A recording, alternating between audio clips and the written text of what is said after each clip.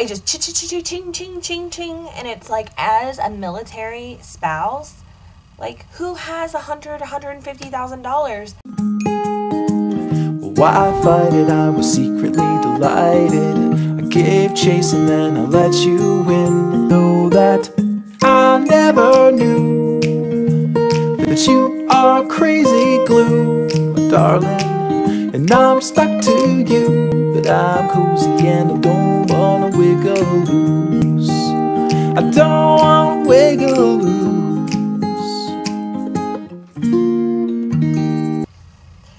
Hi guys, it's Monday. How are you doing? It's the weekend of the 4th, or the week of the 4th. And I kind of wanted to vlog yesterday because I was going through like an issue, but decided that I would just wait till today to talk to you guys about it. So, I kind of wanted to talk to you guys about the surrogacy journey that we're going on right now, and the roller coaster of a ride that it actually is. I know several of you have been through surrogacy, you've been a surrogate, you've been an intended parent, one or the other, so you can kind of understand. And those of you that haven't been through this, you can learn through our journey. So, yeah, where should I start on this crazy journey of surrogacy? So, I don't know why, but yesterday I just kind of like hit a wall and was like, I mean, this process is literally going like this, the pace of a snail. Like, I really just can't do it anymore. We have talked about this for 5 years, and, you know, it took forever for us to save the money to be able to do IVF. And here we were right at the 5-year mark, and we were able to actually do it. So for those first 5 years, it was really, really hard. Like, we wanted to do IVF, we couldn't do IVF because of financial reasons, we couldn't do IVF because family issues that we were having. For those of you that don't know, my grandparents were really sick last year, and they both passed away, so we weren't able to do IVF then. So I feel like since we've done the retrieval and we've done everything with you know, on our part that we can do, I just feel like it's just going so slow, so slow.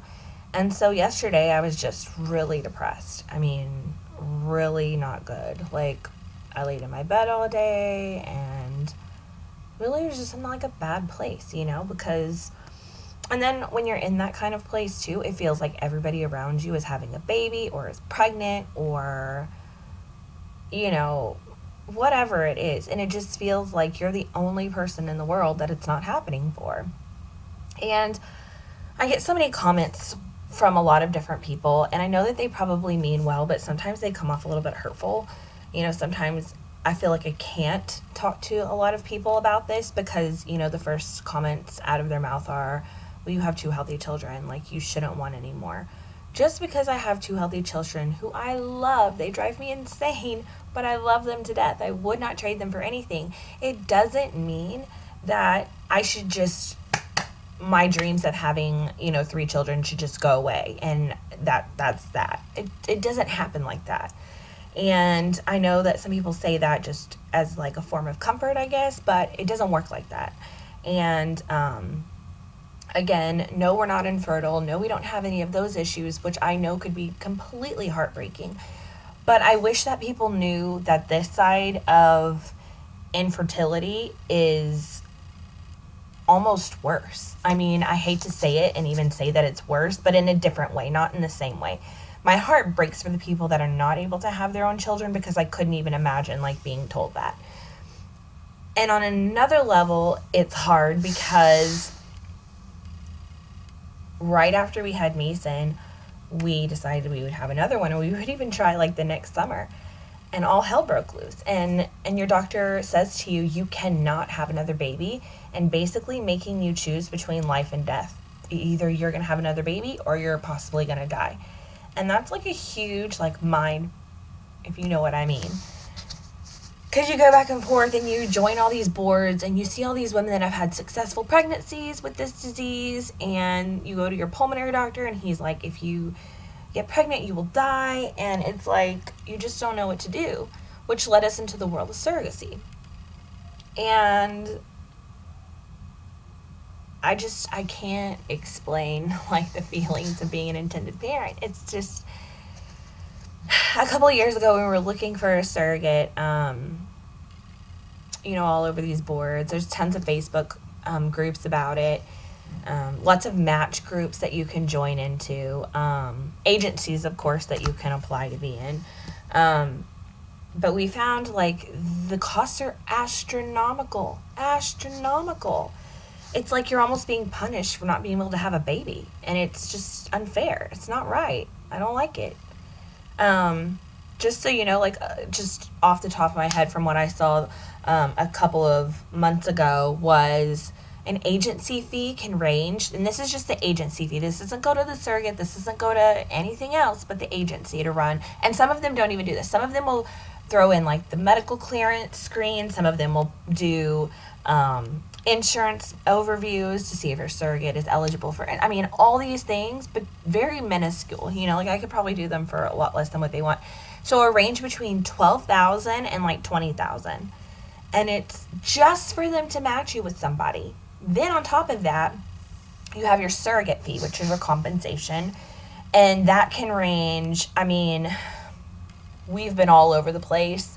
And I've been on lots of different boards. And low compensation is considered $25,000 and under. $25,000 and under. Okay, so that's the surrogate fee.